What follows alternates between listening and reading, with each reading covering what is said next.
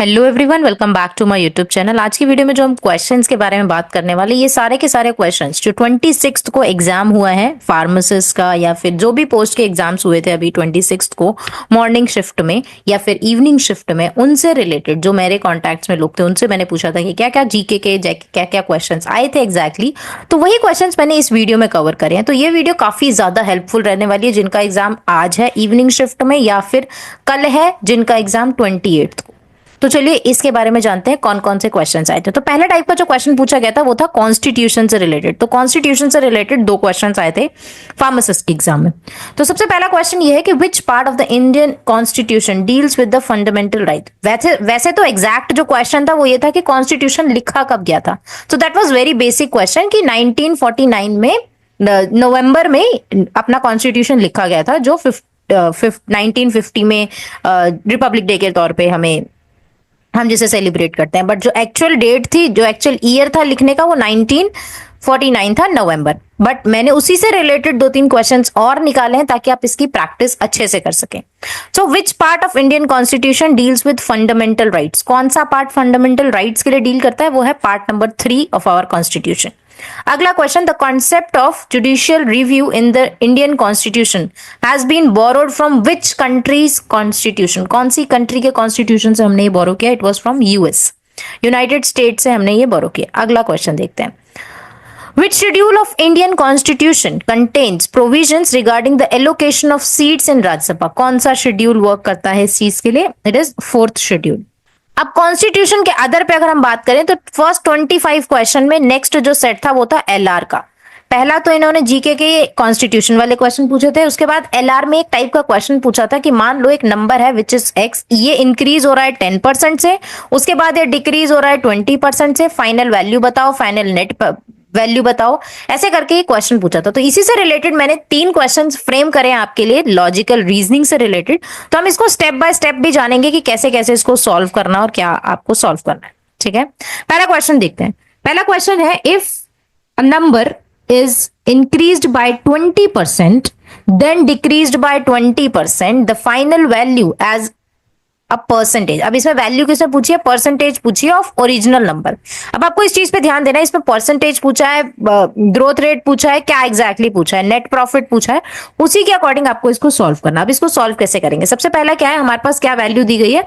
हमें बताया गया है कि मान लो आपके पास एक नंबर है, तो हमारे पास नंबर नहीं है, राइट। सो हम क्या अज्यूम करते हैं कि मान लो हमारा नंबर 100 है, क्योंकि 100 में से ही परसेंटेज निकालना इजी भी रहेगा। तो 100 मैं वैल्यू लेती हूँ। उसके बाद इसमें इन्होंने बोला 20% इंक्रीज हुआ, सॉरी यहाँ पर 20% इंक्रीज हुआ, राइट। तो 20% इंक्रीज का मतलब क्या है? 20% ऑफ व्हाट? 20% ऑफ 100, क्योंकि 20% 100 का 20% उसमें इंक्रीज हुआ है। तो 100 प्लस इसका अगर हम 20% निकालते हैं तो 20 हो जाता है 120, करेक्ट। स्टेप 3 में उन्होंने बोला है, मतलब कि नेक्स्ट जो उन्होंने स्टेप बोला है कि डिक्रीज हुआ है बाय 20%। तो अब ओरिजिनल वैल्यू में हम डिक्रीज करेंगे 20% ऑफ जो हमारी प्रीवियस वैल्यू थी विच इज 120। अब इसको अगर हम सॉल्व करते हैं तो क्या आएगा? 120 माइनस, इसको हम डेसिमल्स में लिख लेते हैं, 0.2 मल्टीप्लाई बाय 120। अगर आप इसको सॉल्व करते हैं तो आपका फाइनल वैल्यू क्या आ जाएगी? 96। अब इस 96 में 100% में से अगर हम इसको माइनस करते हैं तो क्या आता है? 4%, करेक्ट। तो ये 96 वाली वैल्यू जो है परसेंटेज की वैल्यू है। तो ये आपका करेक्ट आंसर हो जाएगा 96। फाइनल वैल्यू जो है वो 96 है। अगले क्वेश्चन की तरफ चलते हैं। अगला क्वेश्चन है, मान लो आपके पास एक प्रोडक्ट है, प्रोडक्ट का प्राइस इंक्रीज हो रहा है बाय 25%, उसके बाद डिक्रीज हो रहा है बाय 25%। नेट परसेंटेज कितना चेंज हो रहा है उसमें? नेट परसेंटेज चेंज पूछा है इसमें। तो उसी तरीके से आप इसको सॉल्व करेंगे। अगेन मान लेते हैं प्रोडक्ट का प्राइस 100 है, इसमें हम ऐड करते हैं 25% ऑफ 100। 25% ऑफ 100 हो जाएगा मतलब 25, इसमें हम 100 में प्लस कर देते हैं, आंसर हो जाता है हमारा 125। अब 125 में हमें डिक्रीज करने हैं वैल्यू को।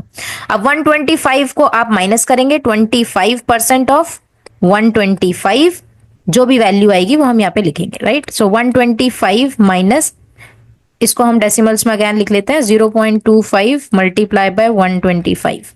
ठीक है, ये हमारी वैल्यू हो जाएगी। अगर हम इसको सॉल्व करते हैं तो हमारे पास क्या वैल्यू आएगी? फाइनल प्राइस जो आएगा हमारा आएगा 93.75। अगर आप इसको कैलकुलेटर से कैलकुलेट करते हैं तो एग्जैक्ट आपके पास 93.75 वैल्यू आएगी, करेक्ट। जो वैल्यू क्या है? ओरिजिनल वैल्यू विच इज 100 से कम है। मतलब कितना परसेंटेज का चेंज आया वो अब हमें निकालना है। अब हमें क्या करना है इसके लिए, let me just erase this. I hope इतना सबको समझ में आया होगा कि आपको सिंपली वैल्यूज को कंसीडर करते हुए चलना है, किस पे कितना परसेंटेज लगाना, ये आपकी कैलकुलेशन में बहुत ज्यादा मैटर करेगा कि आपको 125 का 20%, 125 का 25%, तो उसके अकॉर्डिंग अब हमारी जो लास्ट वैल्यू आई थी उसको हमें 93.75 से माइनस करना है। अब मुझे ये क्या वैल्यू चाहिए, मुझे चाहिए परसेंटेज में, तो मतलब मुझे डिवाइड करना पड़ेगा 100 से और मल्टीप्लाई भी मुझे 100 से कर देता है। तो मतलब 6.25 अगर मैं इसको सॉल्व करती हूँ तो आएगा 100, ये अभी हटा ही देते हैं, राइट, 100 एंड 100 हट जाएगा, तो हमारे पास 6.25% बचता है।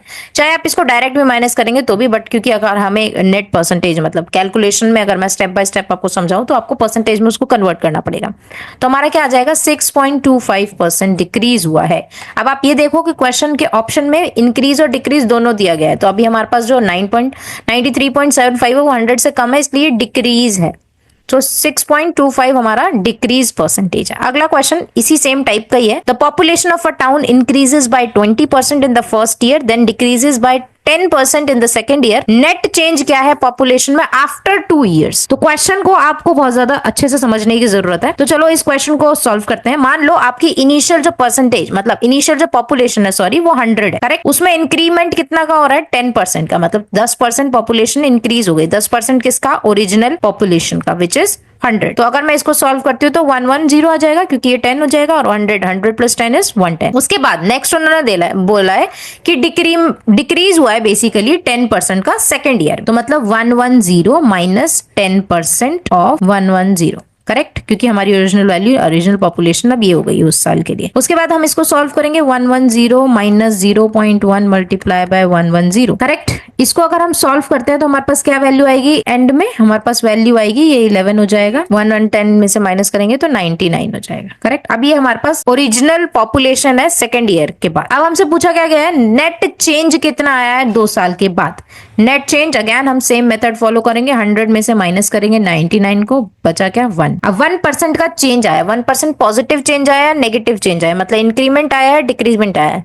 तो 99 वैल्यू क्या है, 100 से कम है, तो मतलब 1% डिक्रीज हुई है पॉपुलेशन। नेट चेंज ये आया है आफ्टर 2 ईयर्स। तो इस टाइप के कुछ क्वेश्चंस पूछे गए थे लास्ट एग्जाम में 26 को, जो 26 फरवरी 2025 को जो एग्जाम हुआ है, तो आपको ये क्वेश्चंस प्रैक्टिस जरूर करने चाहिए। अगले टाइप के क्वेश्चन पे चलते हैं जो पूछे जा रहे हैं, वो है जीके से रिलेटेड। जीके से रिलेटेड पद्म भूषण वाले क्वेश्चन आए थे कि कौन सा अवार्ड मिला था, किसको पद्म भूषण अवार्ड मिला था 2025 में। तो इससे रिलेटेड मैंने 3 क्वेश्चंस क्रिएट करे हैं, 3 क्वेश्चन फ्रेम करे हैं बेसिकली। तो पहला क्वेश्चन है, which field was doctor Duvvur Nageshwar Reddy recognized for the Padma Bhushan award. इनको पद्म भूषण अवार्ड किस फील्ड में मिला था, तो ये है doctor, it means related to medicine, ठीक है। तो ये आपको पता होना चाहिए कौन सा अवार्ड किस फील्ड के लिए दिया गया था, किसको दिया गया था। तो ये अगर आप डेटा याद कर लेंगे तो it will be enough for you to attempt GK questions. अगला क्वेश्चन है ये, justice Jagdish Singh Khehar awarded the Padma Bhushan in 2025 is associated with which field. ये किस फील्ड से रिलेटेड है, इनको